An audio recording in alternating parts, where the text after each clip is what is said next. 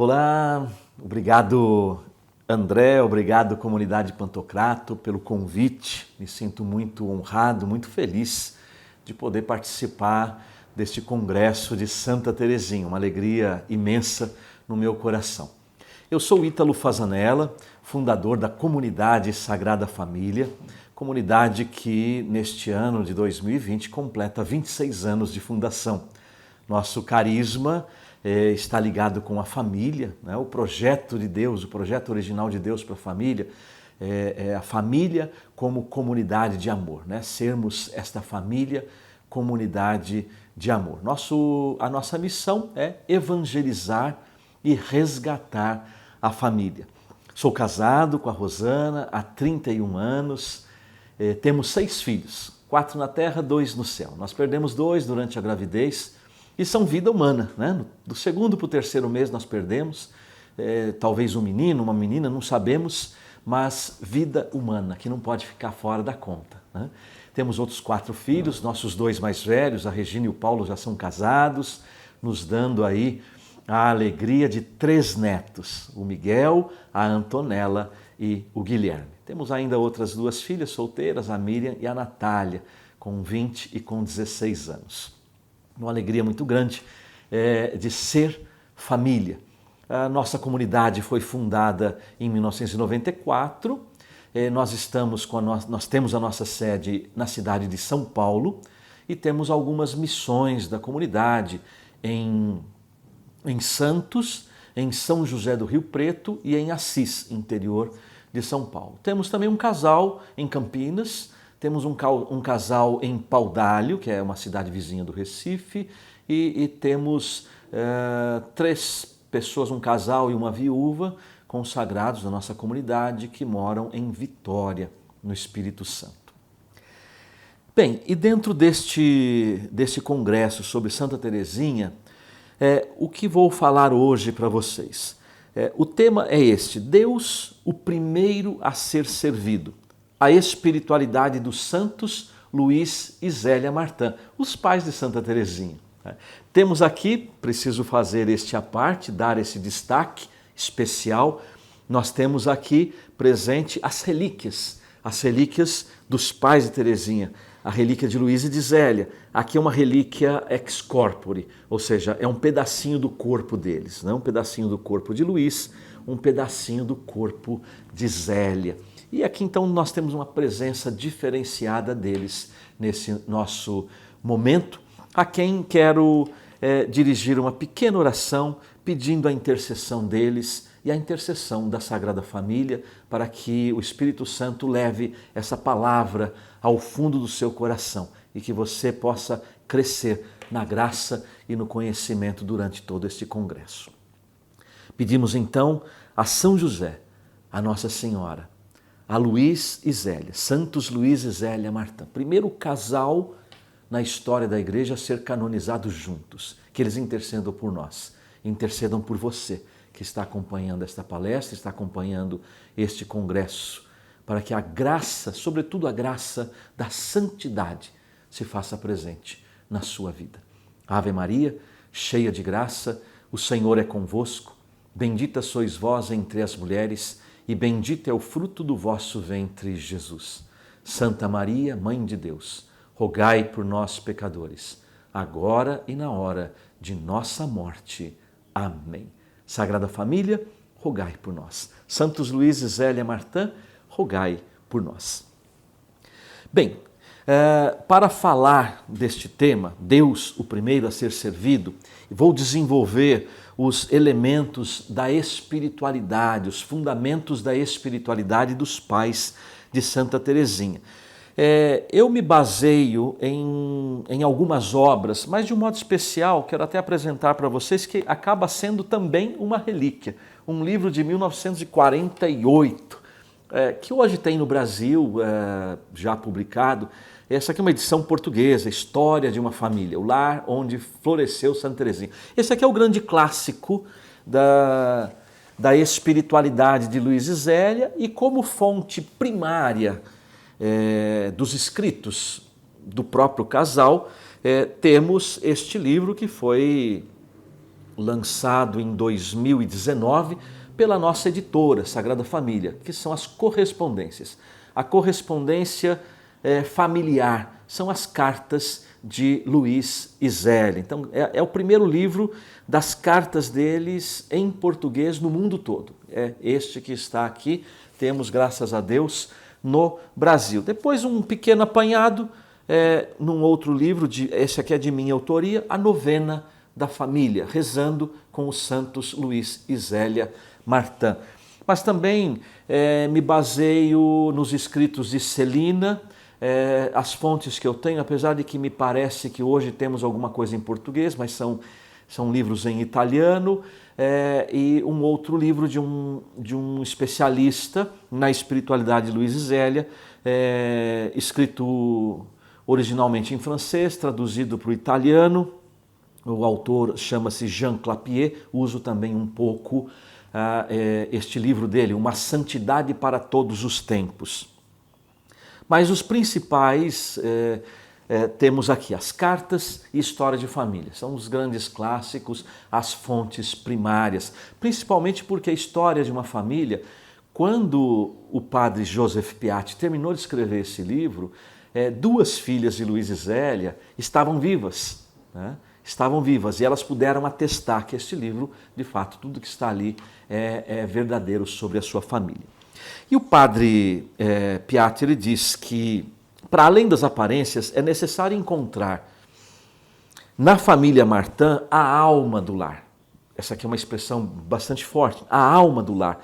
O que é a alma do lar? É a vida profunda de cada membro dessa família. E que existem, ele chama também de molas ocultas. A mola é aquilo que comprimido pode impulsionar, então molas ocultas. Então nós vamos descobrir aqui que molas ocultas são essas, que alma do lar é essa. Nós estamos diante de uma família que viveu profundamente os valores evangélicos, ou seja, os valores da palavra de Deus. E esses valores da palavra de Deus estavam no alicerce da vida prática deles, de fé, esperança e caridade, as três virtudes teologais. Havia também na família Martin, o padre Piatti, Joseph Piatti, ele diz assim, havia o que ele chama de espiritualidade do lar. E é justamente nessa espiritualidade que nós vamos mergulhar hoje. E baseia-se em três princípios cardeais. São três princípios, três elementos, podemos chamar de três fundamentos dessa prática da fé, da esperança e da caridade, que era a espiritualidade desse lar, que levava como lema o tema dessa palestra, ou pelo menos a primeira parte dele, Deus, o primeiro a ser servido. Este lema era um lema usado por Santa Joana d'Arc. Santa Joana d'Arc é patrona da França, então uma santa bastante cultuada pela França. E Luiz e Zélia gostavam muito desse lema. Luiz usou muito o lema de Santa Joana d'Arc, Deus, o primeiro a ser servido. Essa máxima de Santa Joana foi de tal modo encarnada por eles na escolha de vida deles, que sintetiza muito a espiritualidade de Luiz e Zélia. A espiritualidade que eles conceberam como casal, a forma de ser pai, de ser mãe, sem se dobrar sobre si, sem se comprometer com a mentalidade do seu tempo. Vai dizer Jean Clapier, né, no livro Uma Santidade para Todos os Tempos. Estes três princípios, elementos ou fundamentos são, de uma maneira didática, a gente apresenta, né, um atrás do outro, mas vocês vão perceber que eles não estão numa ordem cronológica, podemos dizer assim, de ação. Primeiro eles agem assim, depois no segundo passo, depois no terceiro. Não. A gente vai perceber que os três elementos agem muitas vezes juntos no desenvolvimento, na vivência da espiritualidade de Luiz e Zélia, que são a soberania de Deus, a confiança em sua providência e o abandono, que é a entrega, a oferta à sua vontade. Soberania de Deus, confiança em sua providência, abandono à sua vontade.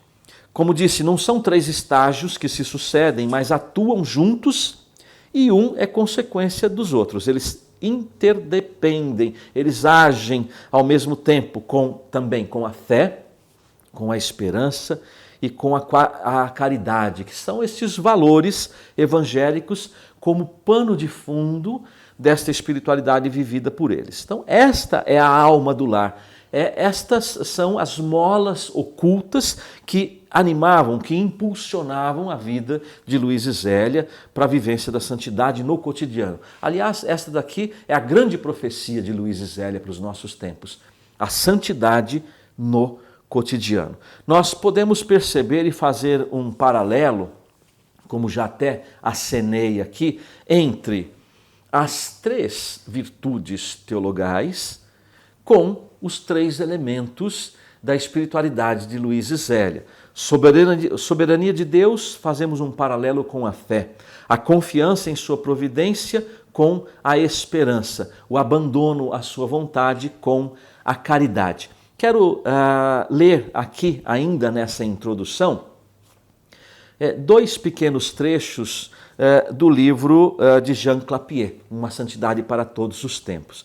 E ele diz assim, que exatamente esta ligação da santidade vivida por eles, essa espiritualidade, né, não podemos perder de vista, né, que a espiritualidade que nós falamos de Luiz e Zélia está diretamente ligada à vivência da santidade. Né? Santidade com espiritualidade. Essa espiritualidade levou-os à santidade. Ele diz assim, a santidade do casal Martin é interessante porque é fruto de uma vida simples, disponível ao mesmo tempo à vontade de Deus e aberta aos outros, sejam esses membros da família ou pessoas em provação.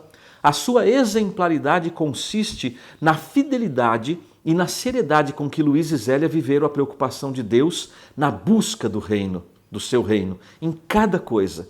Em sua vida cotidiana, nenhum projeto foi feito, nenhum acontecimento vivido fora da fé em Deus. Esta é a pedra angular, chave de sua santificação, uma compreensão plena que recebem a vontade de Deus como um eixo unificador de suas vidas. Acrescentamos que a piedade de Luiz e Zélia não tinham nada de formal ou de convencional, era unicamente determinada pelo desejo de céu, ou o desejo do céu, a vida eterna que já inicia no hoje da fé. Isso aqui é fundamental, isso aqui faz parte da alma do lar, faz parte das molas ocultas que impulsionaram este casal à santidade. E a santidade no cotidiano, como Jean Clapier deixa bastante destacado aqui.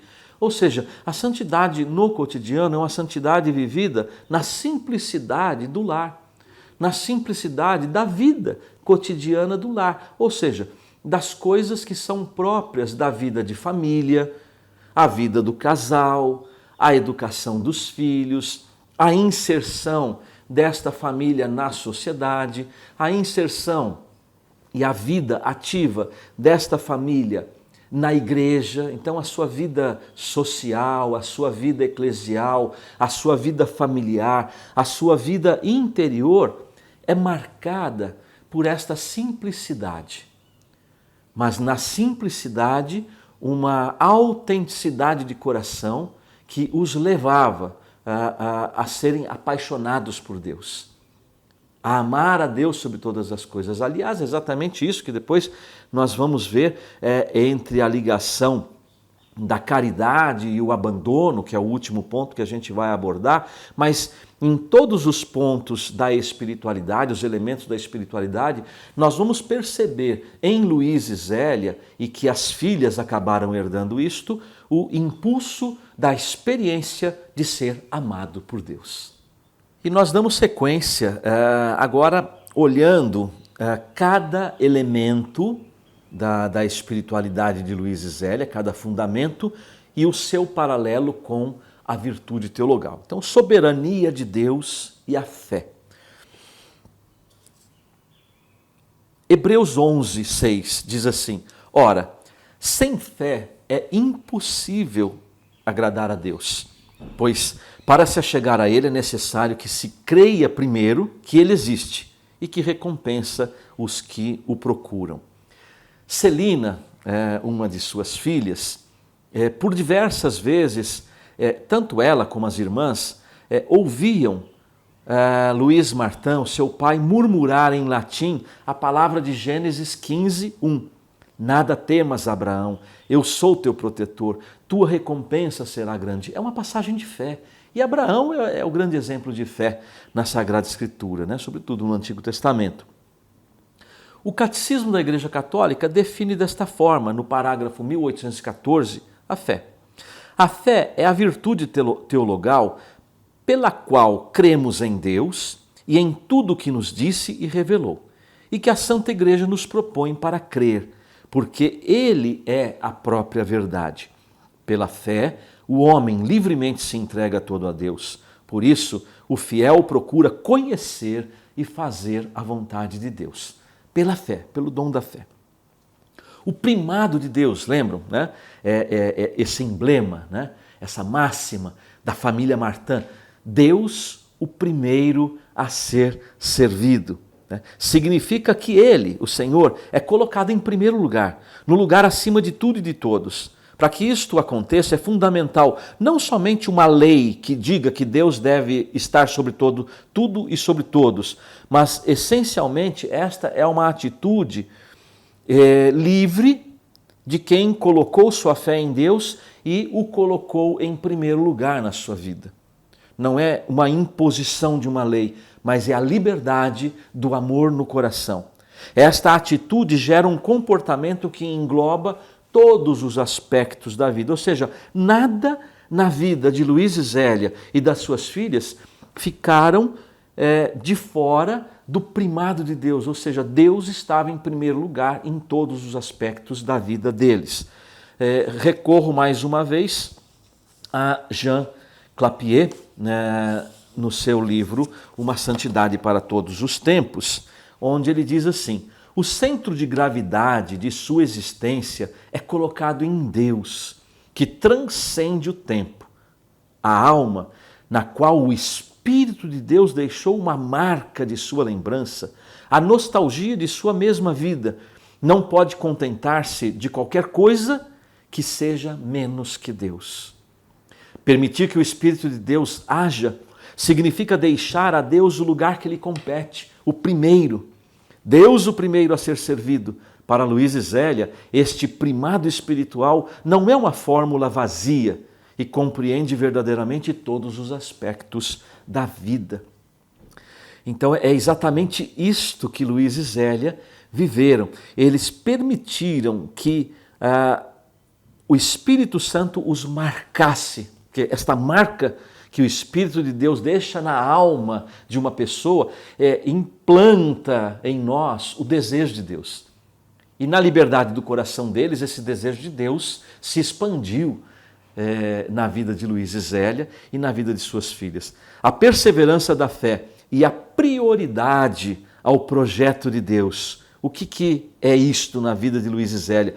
Esta perseverança de fé de Luiz e Zélia, que abraça toda a sua vida e todas as suas atividades leigas e religiosas. Não era só quando estavam na igreja ou estavam em casa rezando, não.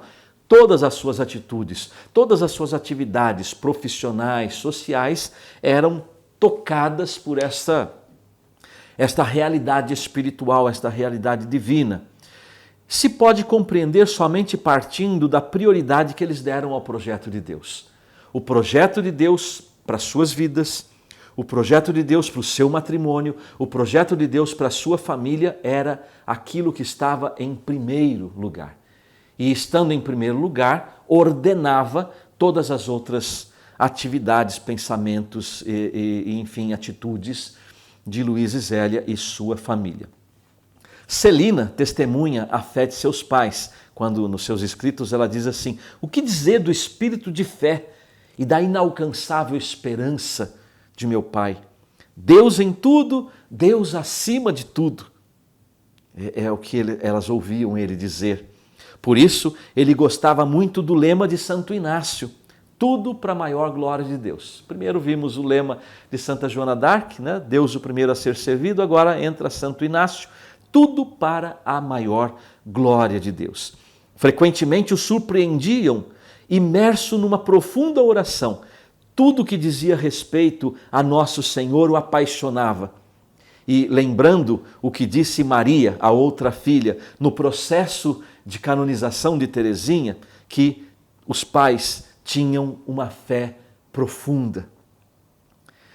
Luís, ele, ao final da sua vida, passou por problemas mentais, né?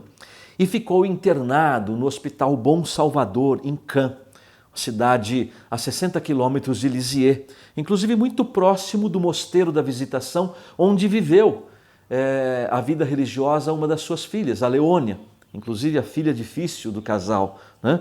Mas que está aí com o seu processo de canonização bastante adiantado. Logo, logo será proclamada beata e depois santa, mais uma santa para esta família. Quando Luís ficou internado, ele ficou internado cerca de 3 anos e 3 meses neste hospital, Bom Salvador.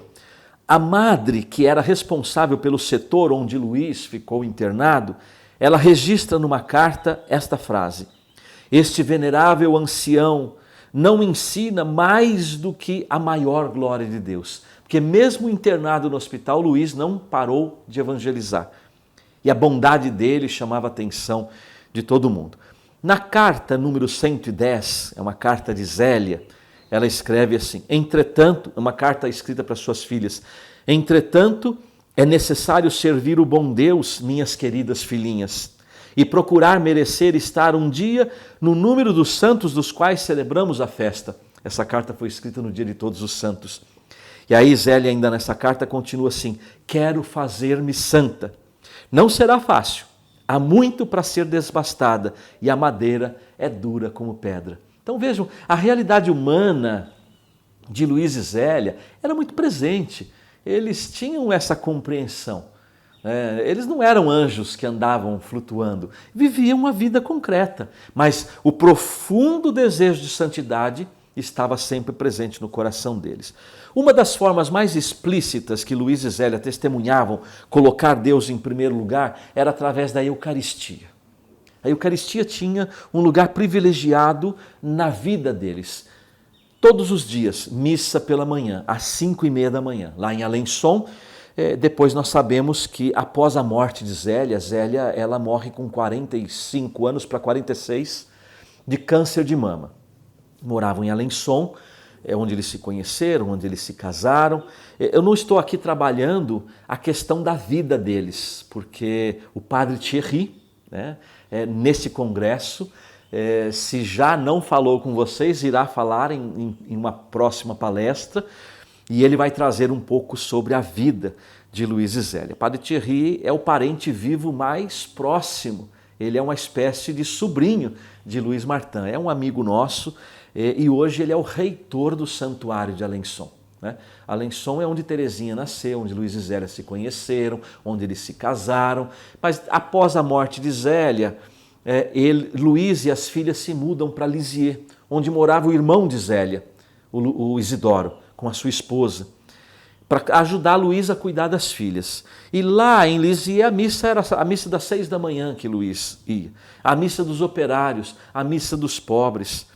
Quando Luís também fazia a sua adoração noturna, ele era inscrito na confraria do Santíssimo Sacramento e fazia mensalmente adoração noturna. As visitas que ele fazia às diversas igrejas, Teresinha lembra isso nos seus escritos. Papai me levava cada tarde numa igreja para a gente visitar o Santíssimo, o respeito que ele tinha, ou quando passava diante de uma igreja, sem vergonha nenhuma, ele fazia o sinal da cruz. Por quê? Porque ele sabia que ali estava o Senhor, então respeito profundo. A Eucaristia estava no centro desta vida.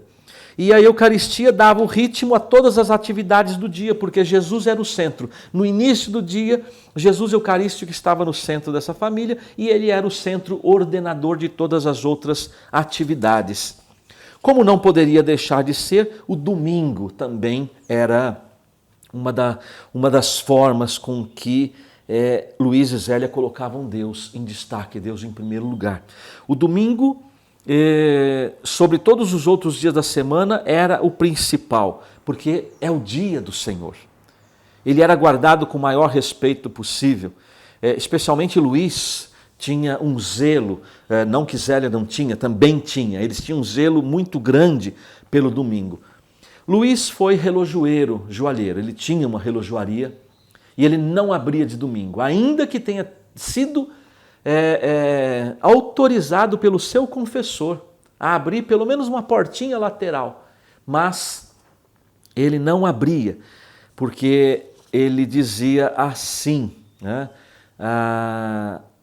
Se alguém o procurasse, os amigos dele diziam assim, Luiz, você podia ficar rico, porque havia uma grande feira no domingo, que acontecia em Alençon. Então, os vizinhos da redondeza, os camponeses vinham todos expor produtos, as pessoas vinham nessa feira e o comércio abria.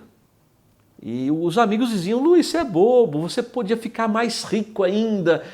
Não. E se alguém o procurasse, a resposta era essa. É o dia do Senhor, só o Senhor será servido. Ele não só não vendia, como também não comprava.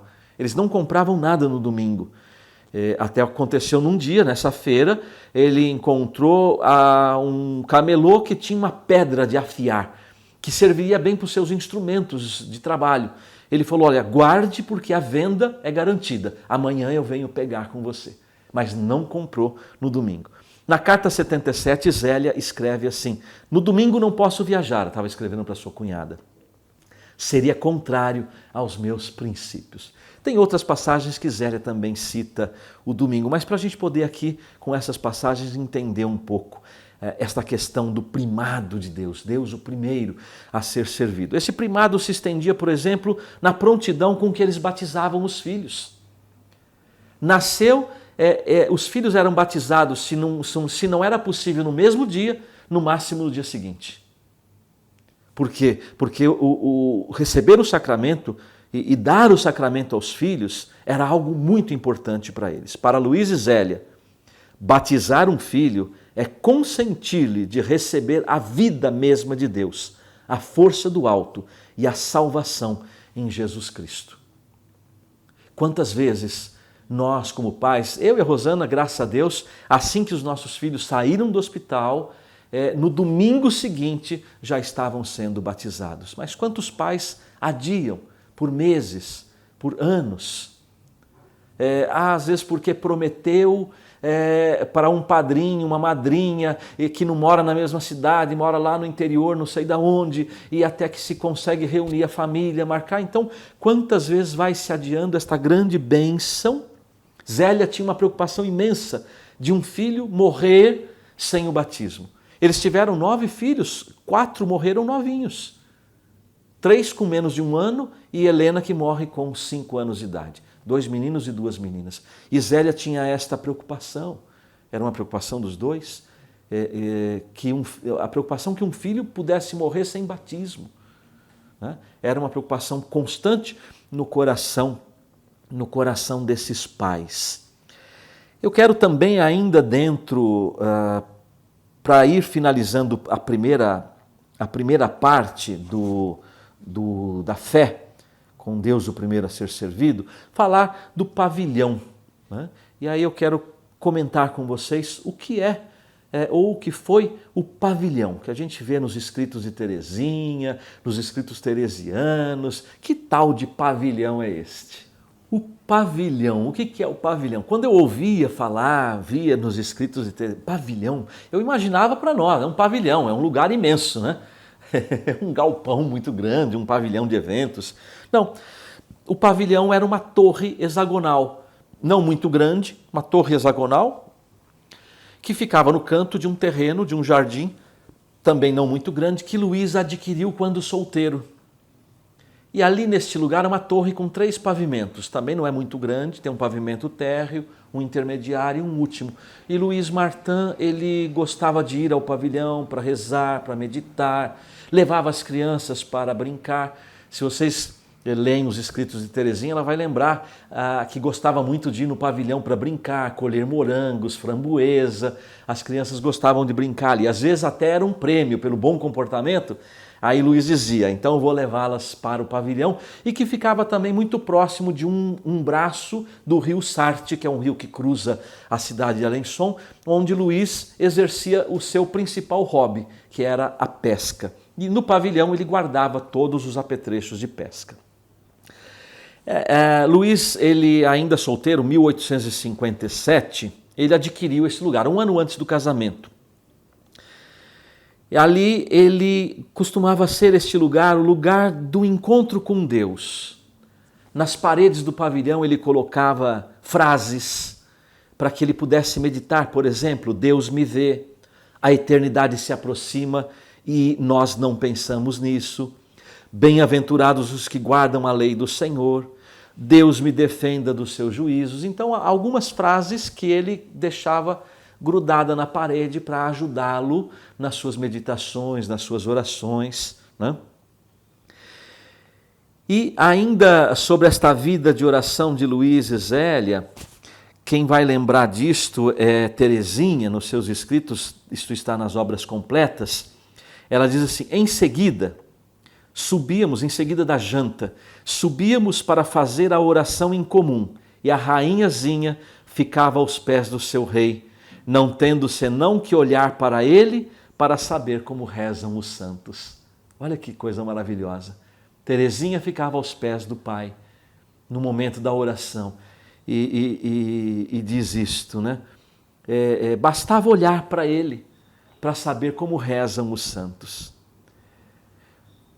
Meu querido irmão, minha querida irmã, nós precisamos encontrar o nosso pavilhão, o nosso lugar de encontro com Deus, a nossa intimidade com Ele, a intimidade pessoal, a intimidade conjugal, a intimidade familiar. Certamente não será na correria do dia a dia, mas num lugar, num momento especial em que nós estaremos a sós com o Senhor. Assim lhe daremos a primazia, o primeiro lugar. Ele, na nossa vida, será o primeiro a ser servido e tudo será para a sua maior glória. Assim foi na vida de Luiz e Zélia. O segundo elemento da espiritualidade deles, que é a confiança em sua providência e o paralelo com a esperança. Quero abrir um parênteses aqui que eu me lembrei agora. Este paralelo que eu estou fazendo, eu estudo Luiz e Zélia desde talvez aí 2007, 2008, né? E cheguei a essa conclusão, que é possível fazer um paralelo entre os 3 elementos da espiritualidade deles e as 3 virtudes teologais. Eu conversei com a Dominique já também tem palestra aqui nesse congresso. A Dominique é uma especialista em Leônia, escreveu livros sobre Leônia, temos aqui no Brasil. Conversei com o reitor do Santuário de Lisieux, conversei com o reitor do Santuário de Alençon, conversei com as irmãs que cuidam tanto de um como de outro santuário, conversei com Helene Monjan, autora de um livro sobre Luiz e Zélia, temos no Brasil também.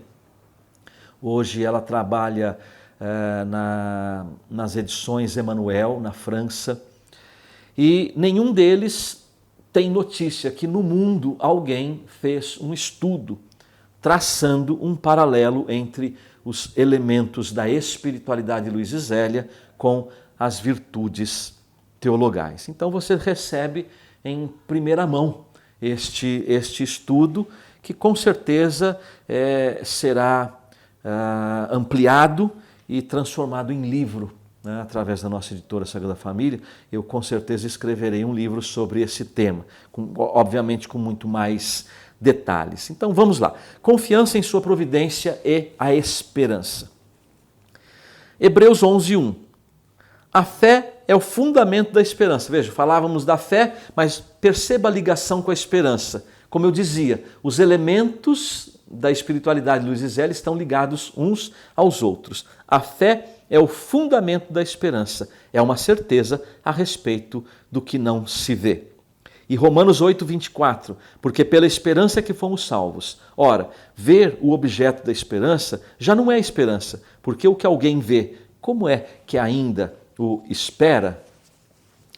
O Deus da esperança, que é uma outra passagem em Romanos 15, 13. O Deus da esperança vos encha de toda alegria e de toda paz na vossa fé, para que pela virtude do Espírito Santo transbordeis de esperança. E aí vamos recorrer mais uma vez ao Catecismo da Igreja Católica. No parágrafo, vamos ver aqui, já pego para vocês a esperança, aqui, Catecismo 1817. A esperança é a virtude teologal pela qual desejamos como nossa felicidade o reino dos céus e a vida eterna, pondo nossa confiança nas promessas de Cristo e apoiando-nos não em nossas forças, mas no socorro da graça do Espírito Santo. A providência divina, como nós estamos trabalhando aqui, esta confiança na providência, é importante nós termos uma consciência ampliada sobre o que é a providência divina. Providência divina, ela não é somente aquela que age no campo material, financeiro. Porque normalmente quando a gente fala de providência, a gente pensa em dinheiro. Ainda mais nós que somos de comunidade. A comunidade vive da providência e nós precisamos da providência divina. Não, a providência divina não é somente aquela que age no campo material, financeiro. Ela é muito mais, o leque dela é muito mais amplo. É tudo o que o bom Deus provê para os seus filhos, porque sabe o que é melhor para eles. E confiar nela, na providência, é ter certeza que Deus age em favor dos seus filhos, em todas as áreas, em todos os campos, e não somente limitados ao campo material e financeiro. Eu digo isso por quê? Porque a gente precisa compreender esse abandono à divina providência, essa confiança à divina providência na vida de Luiz Zélia. Na carta 45, Zélia escreve assim: o melhor é colocar todas as coisas nas mãos de Deus e esperar os acontecimentos na calma e abandono à sua vontade. Então percebam que aqui ela traz traços de providência, mas já fala de abandono à vontade de Deus, que é o terceiro ponto, o terceiro elemento da espiritualidade deles. Repito, o que disse no início, já repeti aqui. Para entender a espiritualidade deles, a gente tem que entender que a soberania de Deus, a confiança na providência e o abandono à sua vontade estão sempre muito juntos na vida de Luiz Zélia. Como o Catecismo da Igreja Católica nos diz que a esperança é a virtude teologal pela qual desejamos como nossa felicidade o reino dos céus e a vida eterna, o tema do céu é um tema muito presente na vida de Luiz Zélia e das suas filhas. O céu, esta confiança que eles tinham na providência, que era esta esperança, gerava, sim, uma grande esperança da felicidade de chegar ao céu. Celina vai dizer assim: o escutava frequentemente com nossa mãe falar do céu. A recordação de uma filha, as outras filhas também, de ouvir frequentemente, não era de vez em quando, frequentemente os pais conversarem sobre o céu, sobre a vida eterna. O que nós pais estamos conversando e que marca os nossos filhos? Quais as lembranças que nós deixaremos marcadas nas memórias dos nossos filhos? Falar do céu, falar da eternidade. Na última visita que Luiz fez às filhas no Carmelo, ele já estava bastante debilitado pela sua enfermidade. Ele ergueu, já na despedida, ele ergueu os olhos ao céu. Ou melhor, ergueu os olhos e com o dedo apontou o céu. E permaneceu assim um tempo. E já com dificuldade de falar, ele balbuciou com muita dificuldade as palavras no céu. De fato, foi a última visita, foi a última vez que as filhas, as que já estavam no Carmelo, encontraram com o seu pai. Ele tinha esta esperança e essa alegria. O nosso próximo encontro será no céu, onde nós nos reuniremos todos, no céu. Então, o céu era muito presente na vida deles. Terezinha é interessante que Terezinha, com 4 anos de idade, ela vai desejar a morte para os seus pais. Imagina, 4 anos de idade. Ela deseja a morte para a mãe e também deseja a morte para o pai. Na carta 147, Zélia diz assim: a pequena é uma criatura sem comparação. Veio acariciar-me desejando a morte. Como gostaria que você morresse, minha pobre mãe. Logo repreenderam Terezinha. E é isso, Terezinha? Isso é jeito de falar com a sua mãe, né? Mas ela disse, olhando, mas é para que você vá para o céu. Você disse que é preciso morrer para ir para o céu. E assim, nos excessos do seu amor, deseja também a morte para o seu pai. Então, a gente percebe que há esse desejo de céu no coração de Terezinha, no coração das filhas. A confiança, a heróica confiança que Celina disse sobre a sua mãe, ela possuía uma heróica confiança. E ainda a carta de Zélia, número 1, ela diz assim, Zélia escreve: Deus protege todos aqueles que confiam nele, jamais abandonou um. Quando penso aquilo que o bom Deus, em quem pus toda a minha confiança, em cujas mãos coloquei o cuidado dos meus afazeres, fez por mim, meu marido, não posso duvidar que a sua divina providência não vigie com um cuidado particular sobre os seus filhos. E na carta 96, Zélia escreve: se o Senhor vos provou, ele vos compensará plenamente, fazendo-vos prosperar para lá de cada esperança. E ainda na carta 117, as cartas de Zélia são muito ricas dessa espiritualidade, né?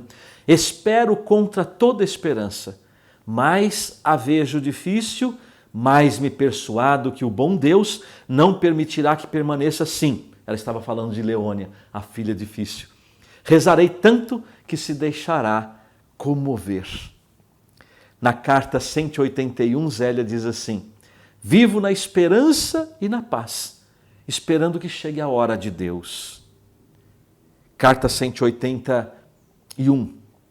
Vamos então adiante, assim, o mais alegremente possível. A esperança gera alegria, né? Se fez tudo o que se devia fazer, deixemos o resto nas mãos da providência.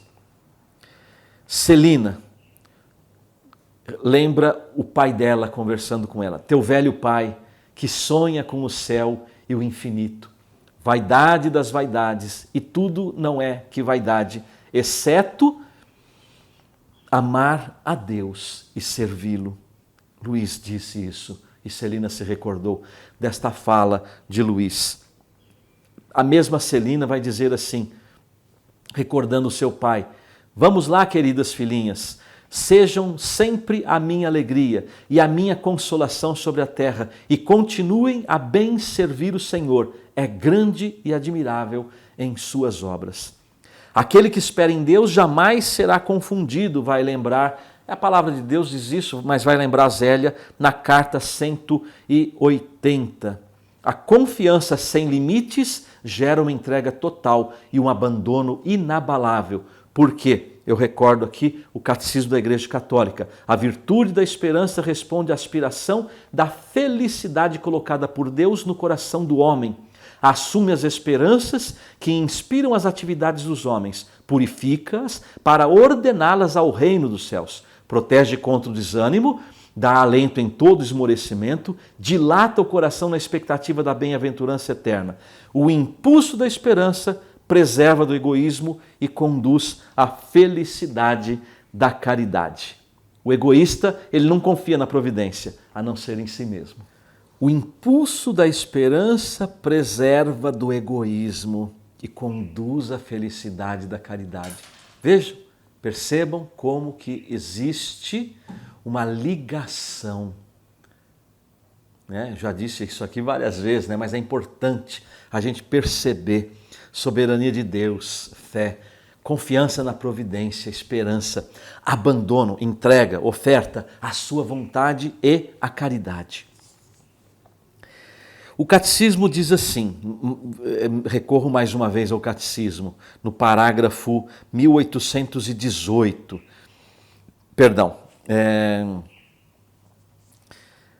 o parágrafo 1822, 1823, que trata sobre a virtude da caridade. A caridade é a virtude teologal pela qual amamos a Deus sobre todas as coisas. Olha que bacana. Quando eu dizia que o impulso da espiritualidade de Luiz e Zélia, o impulso da santidade de Luiz e Zélia é a experiência do amor de Deus. Somos amados por Deus, e nós amamos a Deus sobre todas as coisas. Então a caridade é a virtude teologal pela qual amamos a Deus sobre todas as coisas, por si mesmo, e a nosso próximo como a nós mesmos, por amor a Deus. Jesus fez da caridade o novo mandamento. E em João 15:10 nós temos esse novo mandamento também, além de João 13:34, que o catecismo cita: se guardardes os meus mandamentos, sereis constantes no meu amor. O novo mandamento, o novo preceito que Jesus nos dá é o amor. Somos chamados pelo Pai a sermos perfeitos como Ele é perfeito. Mateus 5:48. Portanto, é o amor que é o vínculo da perfeição. Colossenses 3:14. Que se torna o elemento essencial para fazermos sua vontade e a ela nos abandonarmos. Se não tem amor, é muito difícil fazer a vontade de Deus. Aliás, é impossível fazer a vontade de Deus. Porque a vontade de Deus só pode ser cumprida no amor. Sem ela nós não fazemos a vontade e não nos abandonamos confiantemente em sua vontade, abandonamos a nossa vida, deixando-nos conduzir pelo Espírito Santo, que tem a missão específica de santificar as almas, ou seja, levar as almas à santidade. Levar as almas à santidade. É próprio do Espírito Santo. Na Santíssima Trindade, o Pai tem a missão específica de ser o Criador, o Filho a missão específica de ser o Redentor. O Espírito, como o próprio nome diz, Espírito Santo, tem a missão específica de santificar. Ele é o santificador das almas. Romanos 5:5. E a esperança não engana, porque o amor de Deus foi derramado em nossos corações pelo Espírito Santo que nos foi dado. Ainda Atos dos Apóstolos, capítulo 5, versículo 32, diz assim: o Espírito Santo que Deus deu a todos aqueles que lhe obedecem. Então percebam que a obediência está ligada diretamente como condicionante da vinda do Espírito Santo. O Espírito Santo que Deus deu a todos aqueles que lhe obedecem. Quem não obedece a Deus não recebe o Espírito Santo, porque ele é dado a quem lhe obedece. Luiz e Zélia viveram este abandono, eu chamo de abandono de amor, até para já fazer a junção do abandono à sua vontade e a virtude teologal da caridade, o abandono de amor de forma heróica em suas vidas, no matrimônio e na família.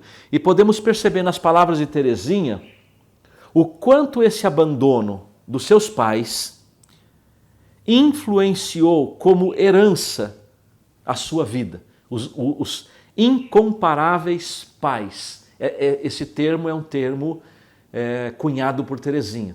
Está lá nas obras completas, meus incomparáveis pais. Ora, ela chama meu incomparável pai, minha incomparável mãe ou incomparáveis pais. Aliás, esse é o tema do meu último livro, né? Foi lançado este ano, de 2020, Pais Incomparáveis, a pedagogia educativa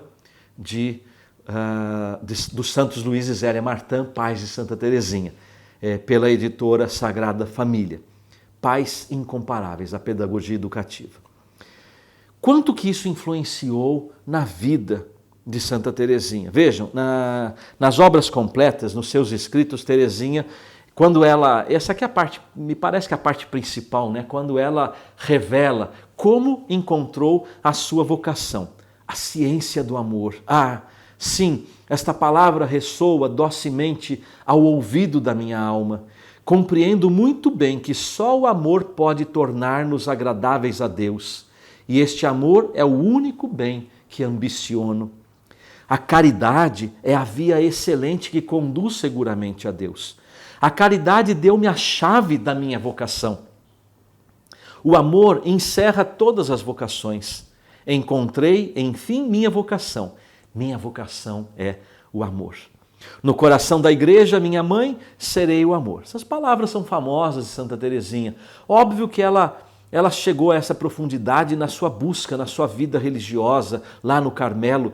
Mas tudo aquilo que Teresinha viveu é herança dos seus pais. Eu quero abrir um parênteses aqui e trazer para vocês uma frase muito importante.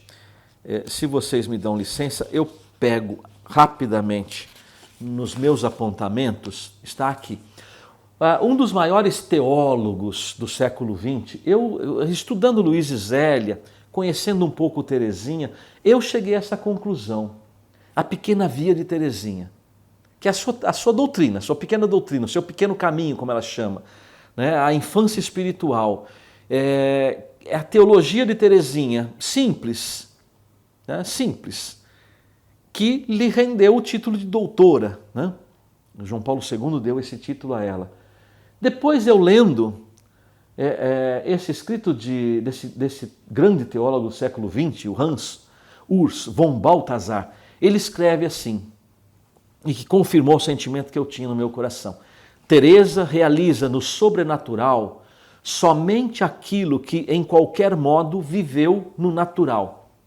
Vejam, lembram-se da espiritualidade simples do cotidiano vivida pelos seus pais e pela família, né? Tudo aquilo que Teresinha realiza no espiritual é algo que ela experimentou no âmbito natural.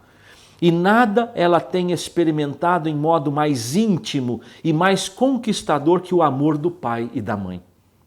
Por isso a sua imagem de Deus é determinada pelo amor filial. Em última análise, é a Luiz e Zélia Martin que devemos a doutrina da pequena via, da infância, porque foram eles a tornar vivo e palpitante no coração de Teresa do Menino Jesus o Deus que é mais que o pai e a mãe. Então isso é muito bonito, ver um grande teólogo confirmando aquilo que eu, na minha simplicidade, na minha pobreza, na minha insignificância, descobri e intuí no estudo. Eu sou apaixonado pela família Martin e no estudo que faço sobre eles, eu fiz esta ligação. A pequena via de Teresinha é herança dos seus pais, porque os seus pais já praticavam esta pequena via. Teresinha apenas deu o nome e aprofundou ela no Carmelo.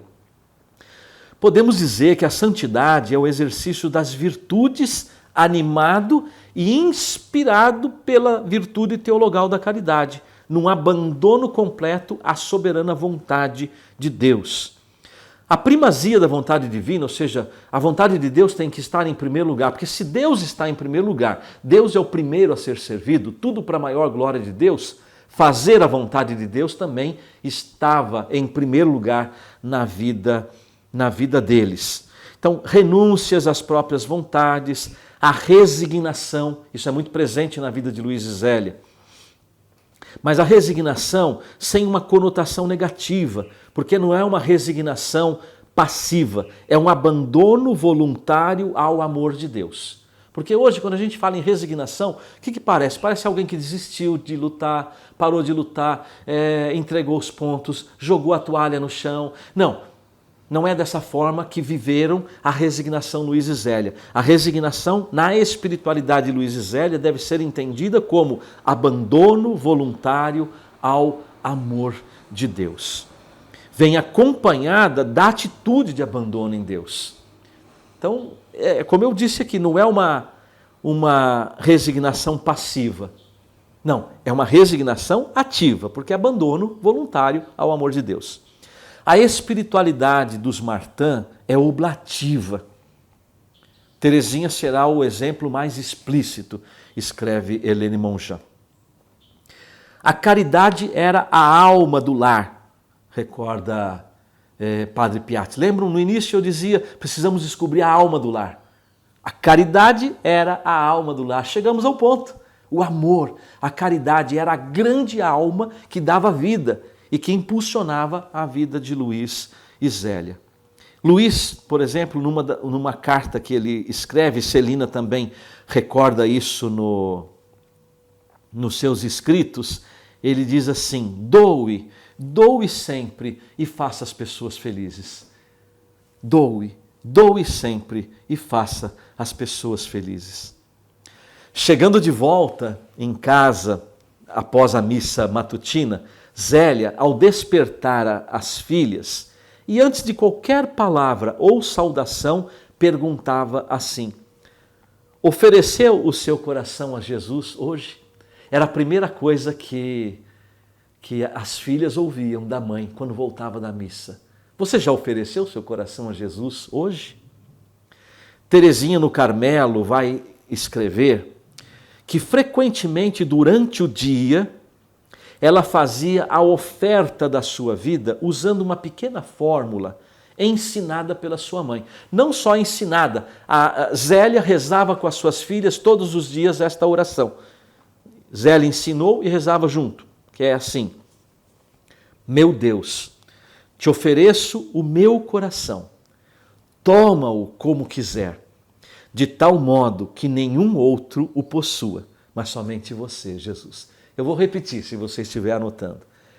Meu Deus, te ofereço o meu coração, toma-o como quiser, de tal modo que nenhum outro o possua, mas somente você, Jesus.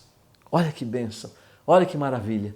Teresinha repetia várias vezes esta oração durante o dia, que foi ensinada e rezada junto com a sua mãe. Zélia vai dizer na carta 45, a melhor coisa é deixar tudo nas mãos de Deus. Já disse essa carta num outro contexto, mas vejam, e esperar, vejam, deixar tudo nas mãos de Deus, o abandono, confiar na providência, porque Deus está em primeiro lugar. Esperar, olha a esperança, os acontecimentos na calma e no abandono à sua vontade, fazer a vontade de Deus. Quem ama a Deus, cumpre a sua vontade.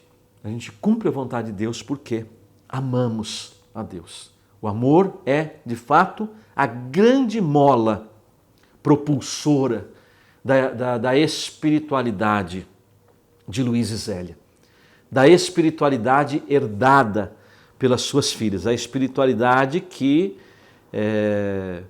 a família viveu. Nós podemos falar numa espiritualidade familiar, a espiritualidade da família Martã, que tem a sua base, tem o seu alicerce na espiritualidade do santo casal.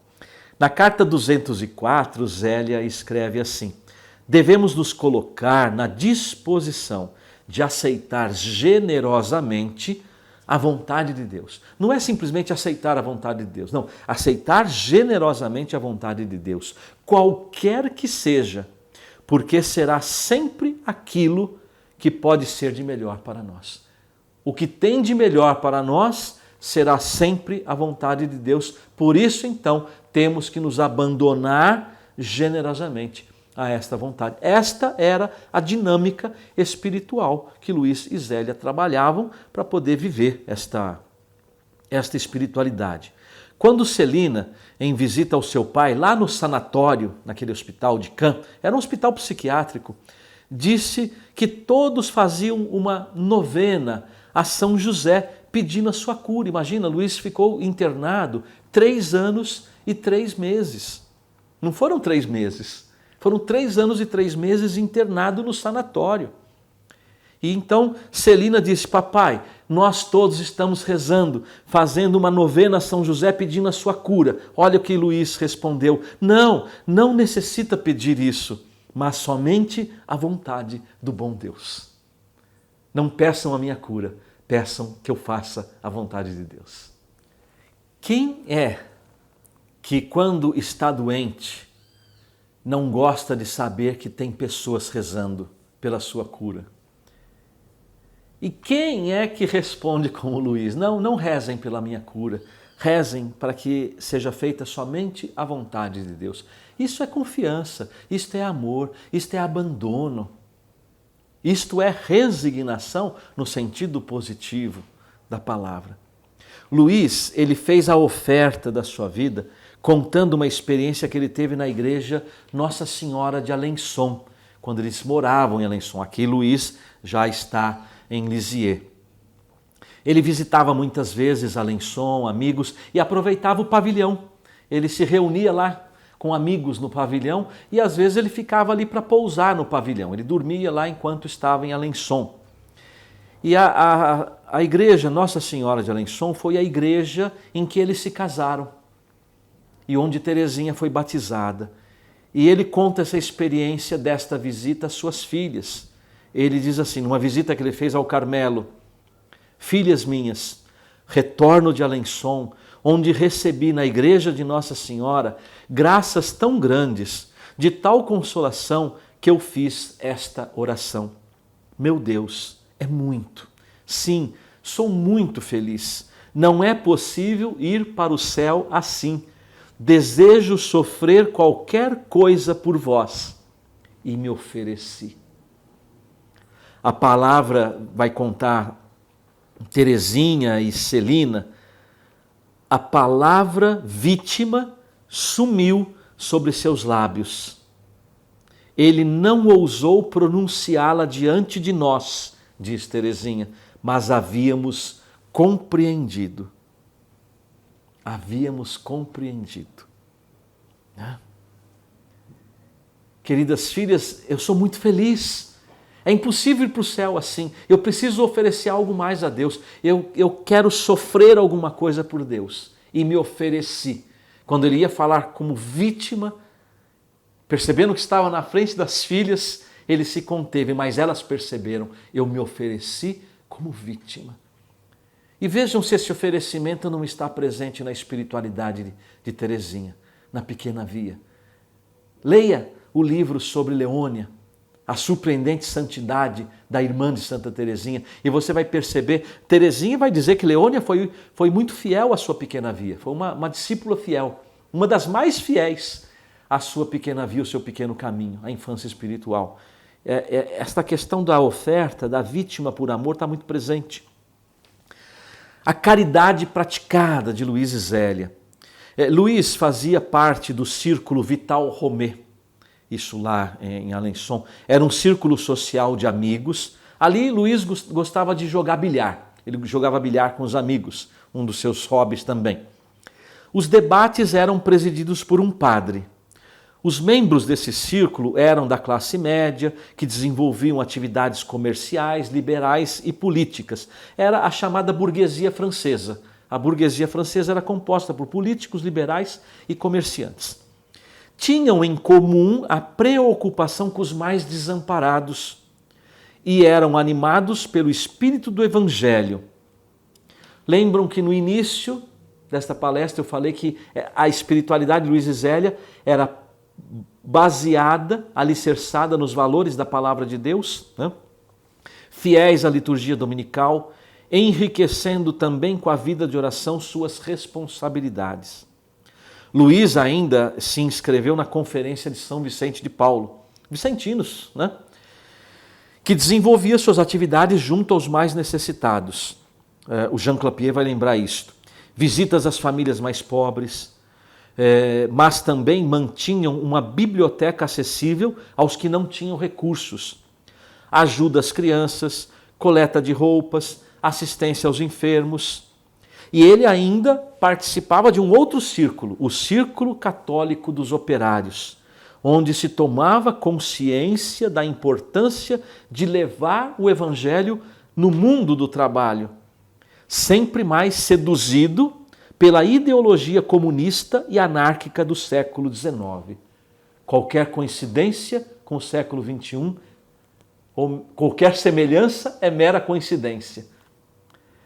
Olha a preocupação deles no século XIX, um círculo católico onde ele participava, onde tomavam consciência da importância de levar o Evangelho, a verdade, ao mundo do trabalho, que estava sendo seduzido pela ideologia comunista e anárquica do século XIX. E hoje nós temos isso muito presente na nossa sociedade. A ideologia comunista, com outros nomes, socialismo e outras coisas mais, e anárquica, porque eles são sempre anárquicos, está muito presente. Então, Luiz e Zélia, a espiritualidade deles é muito importante nos dias de hoje para nós vencermos isto, para nós fazermos verdadeira resistência a essas ideologias que tentam destruir a pessoa, o matrimônio, a vida e a família.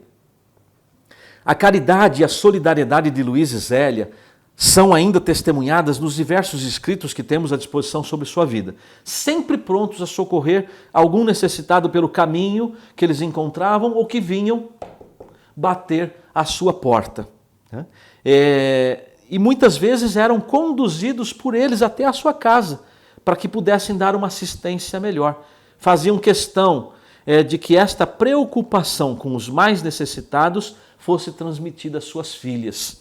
Esta caridade concreta, era transmitida às filhas. E elas puderam testemunhar isso em diversas ocasiões. É uma verdadeira caridade concreta.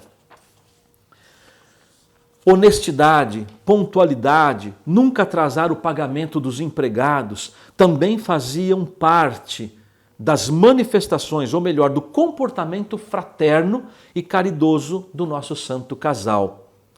O abandono a Deus, esta resignação, esta confiança vai se mostrar mais eficaz em suas vidas nos momentos de sofrimento e próximo à morte, em que fé, esperança e caridade serão colocadas extremamente à prova. Então, os momentos finais, tanto da vida de Luiz e de Zélia, foram marcados por muitas provas. Como já disse, Luiz ficou internado 3 anos e meio, sofreu com paralisia, com perda de capacidade mental, ficou paralisado das pernas. Zélia sofreu muito com o câncer de mama, morreu por conta disso. Outros sofrimentos durante a vida, mas o sofrimento extremo próximo da morte, eles se mantiveram fiéis a estes princípios que durante toda a vida regeram a espiritualidade deles. Finalmente, então, nós encontramos o segredo da força deste abandono de amor e desta caridade concreta na Eucaristia, como já disse, era o centro de suas vidas. Já sabemos que a missa diária, com as comunhões frequentes, conforme se permitia à época. Hoje ainda nós temos a possibilidade de comungar todos os dias. Na época não era permitido comungar todos os dias, mas quando era permitido, eles comungavam. Então comungavam frequentemente, adorações, visitas frequentes ao Santíssimo Sacramento, manifestando o amor e o respeito a Jesus sacramentado, fazendo dele o centro de suas vidas, conduzindo também suas filhas a estas práticas. Nós estamos, com certeza, diante de um modelo de família adoradora. Nós precisamos também, nossas famílias precisam ser famílias adoradoras. Famílias adoradoras são aquelas que mantêm os olhos fixos em Jesus. Famílias adoradoras são aquelas que adoram a Deus e o colocam em primeiro lugar na sua vida. Famílias adoradoras são famílias que vivem a fé, a esperança, a caridade num alto grau, que se abandonam com confiança à providência divina e à sua vontade. Famílias adoradoras são aquelas que servem a Deus em primeiro lugar, o colocam em primeiro lugar, e tudo o que fazem é para a maior glória de Deus. Finalmente, não poderia deixar de trazer uma palavra sobre José e Maria, a Sagrada Família. Porque a devoção, a espiritualidade de Luís e Zélia estava muito fundamentada na Sagrada Família. Essa devoção profunda, confiante em José e Maria, fez parte da liturgia do lar. Essa espiritualidade, a liturgia do lar dos Martin. José e Maria estavam presentes. O padre Joseph Piat, em História de uma Família, ele recorda: a imagem de Nossa Senhora constituía o centro espiritual das reuniões e como o traço vivo desta união. Eu não sei se você vai conseguir perceber, mas bem aqui no fundo deste quadro pintado de Luís e Zélia está exatamente esta imagem de Nossa Senhora, que é a Nossa Senhora do Sorriso.